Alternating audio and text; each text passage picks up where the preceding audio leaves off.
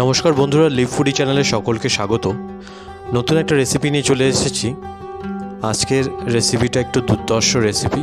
এটা হচ্ছে সরপুঁটির তেল ঝাল, যেটা আপনার সর্ষে পোস্ত বাটা দিয়ে সাথে বেগুন দিয়ে এক দুর্ধর্ষ রেসিপি।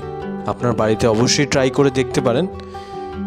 চ্যানেলটা সাবস্ক্রাইব করতে ভুলবেন না। লাইক, শেয়ার, কমেন্ট অবশ্যই করবেন লিভ ফুডি চ্যানেলে। আশা করি আপনারা সবাই ভালোই আছেন, সুস্থ আছেন। চলুন দেখে নেওয়া যাক আজকের সরপুঁটি তেল ঝাল রেসিপি। প্রথমত আমরা সর্ষে পোস্ত দিয়ে বেটে নেব, কাঁচা লঙ্কা দিয়ে মিক্সিতে একদম পেস্ট করে নেব। এবং দেখতেই পাচ্ছেন আপনারা, মাছটাকে একটু ম্যারিনেট করেছি হলুদ দিয়ে, সাথে টমেটো, আলু, বেগুন। কড়াই বসে কড়াইতে সর্ষে তেল দিয়ে, আপনি সাদা তেলও করতে পারেন, সর্ষে তেল দিয়ে খুব ভালো বেটার হয়। মাছগুলো ফ্রাই করে নেওয়া হবে।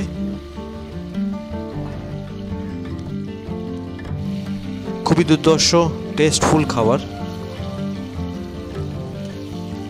মিডিয়াম ফ্লেম অথবা লো ফ্লেমে রান্নাটা করবেন, তাহলে ঠিকমতো রান্নাটা হবে, অথবা পুড়ে যেতে সম্ভাবনা থাকে বেশি।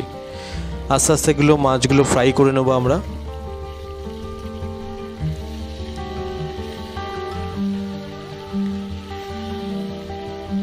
ফ্রাইগুলো হয়ে যাওয়ার পর দেখতেই পাচ্ছেন যেভাবে নাড়ানো হচ্ছে কড়াইতে, ঠিক এভাবে করেই আস্তে আস্তে মাছগুলো ফ্রাই করবেন যাতে ভেঙে না যায়। তো দুজনের জন্য রান্না। মাছগুলো ফ্রাই হয়ে গেছে, দেখতেই পাচ্ছেন, দেখিয়ে দেওয়া হচ্ছে কীভাবে ফ্রাই করা হচ্ছে। একটু ব্রাউন, হালকা ব্রাউন হবে।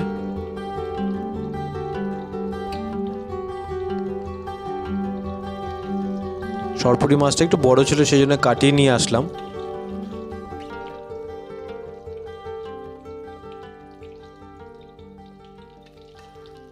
চ্যানেলটা কীরকম লাগছে অবশ্যই বলবেন। অসংখ্য ধন্যবাদ যারা নতুন সাবস্ক্রাইব করেছেন চ্যানেলটা।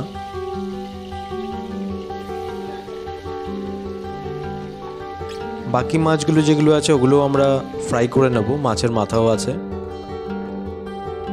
আমার কিন্তু মাছের মাথা খেতে খুবই ভালো লাগে। কাদের কাদের ভালো লাগে মাছের মাথা খেতে অবশ্যই জানাবেন। কমেন্ট বক্সে অবশ্যই লিখবেন ভিডিওটা কীরকম লাগলো। অবশ্যই বাড়িতে রান্না করে আমাদের কমেন্ট বক্সে অবশ্যই জানাবেন। মাছগুলো ফ্রাই হয়ে গেছে এবং বাকি যে তেলটা ছিল ওটার মধ্যে আমরা কালো জিরা দিয়ে দেব এবং সাথে টমেটো দিয়ে দেব।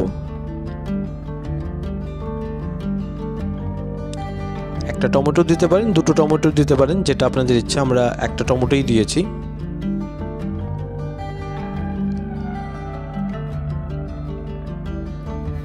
ভালো করে একটু মিক্স করে নেব কড়াইয়ের মধ্যে।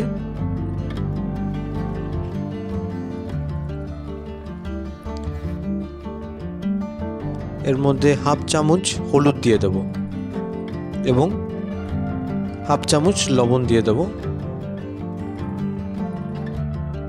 আস্তে আস্তে করে নাড়াবো, মিক্স করব।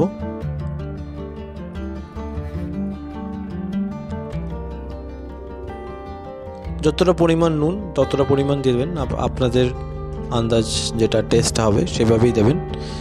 এবং ভালো করে একটু মিক্স করব কড়াইতে। মিক্স যখন একটু টমেটোটা গলে যাবে, এর মধ্যে আমরা যে আলুগুলো কেটে ধুয়ে রেখে দিয়েছিলাম সে আলুগুলো দিয়ে দেব।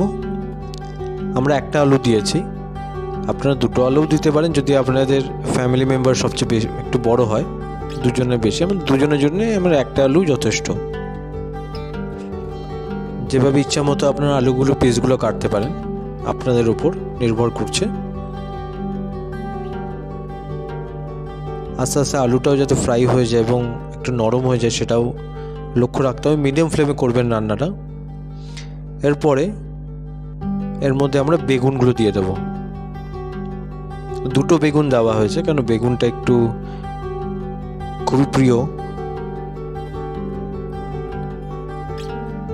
সেই জন্য দুখানা একটু বড় বড় বেগুন নেওয়া হয়েছে। খুব ফ্রেশ বেগুনগুলো, পরিষ্কার একদম। বেগুনগুলো একদম মশলার সাথে মিশিয়ে মিক্স করে নেব কড়াইতে, ভালো করে মিক্স করে এ থেকে 2 থেকে 3 মিনিট ঢেকে রাখবো, যাতে সব কটা বেগুন, আলু, টমেটো সব যেন একদম গলে যায়। দেখতেই পাচ্ছেন পুরোপুরি গলে গেছে 2 থেকে 3 মিনিট ঢেকে দেওয়ার পর। এরপর একটু নাড়িয়ে নেব, নাড়িয়ে একটু মিক্স করে নেব। এরপর এর মধ্যে আমরা দিয়ে দেবো সর্ষে, পোস্ত এবং কাঁচা লঙ্কা যে বেটে রেখেছিলাম সেটা দিয়ে দেবো। সর্ষে 1 চামচ, পোস্ত 1 চামচ এবং 2-3টে কাঁচা লঙ্কা আপনারা দিতেও পারেন আপনাদের পছন্দ। আমরা ঝালটা একটু পছন্দ করি। পেস্ট করা হয়ে গেছিলো, সেটা আমরা দিয়ে দিয়েছি এবং ভালো করে মিক্স করে নেবো এবং অল্প করে একটু নুন দিয়ে দেবো 1/2 চামচ এবং ভালো করে এটাকে মিক্স করব।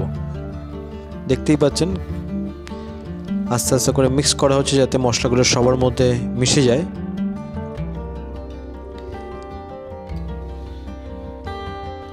আপনারা যখন মিক্স করবেন, মিক্স করতে করতে একটু নিচে লেগে যাবে এবং আপনারা আপনাদের আন্দাজ মতো একটু জল দিয়ে দেবেন আস্তে অল্প অল্প করে, বেশি জল দেবেন না যাতে একদম জিনিসটা টেস্টলেস চলে যায়, যাতে বলতে পারি। হাফ কাপ করে একটু জল দিয়ে নাড়াতে থাকবেন, মিক্স করতে থাকবেন। ঠিক এই পদ্ধতিটি যেভাবে দেখানো হচ্ছে, বাড়িতে সবাই এটা করতে পারেন। খুব সহজ পদ্ধতি, কিন্তু খেতে খুবই দুর্ধর্ষ। একটু গ্রেভি করে নিলাম, গ্রেভি করে একটু ভালো করে মিক্স করলাম। আবার একটু জল দিয়ে দিলাম, কেন শুকিয়ে যাচ্ছে জলটা। একটু ভালো মতো একটু জল দিয়ে দিলাম যাতে একটু বেশি গ্রেভি হয়। ঝোল টাইপের হলে একটু খেতে ভালোই লাগে।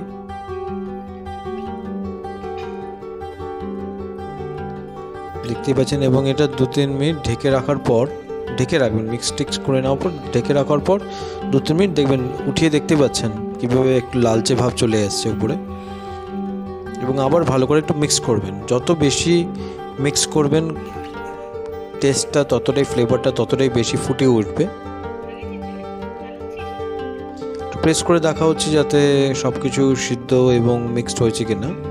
এবং আস্তে আস্তে যে ফ্রাই করা মাছগুলো ছিল, সরপুঁটি মাছ, সেই সরপুঁটি মাছগুলো আস্তে আস্তে ঝোলের মধ্যে দিয়ে দেওয়া হলো। দিয়ে দেওয়ার পর আর 1 থেকে 2 মিনিট একটু ঢেকে রাখবেন।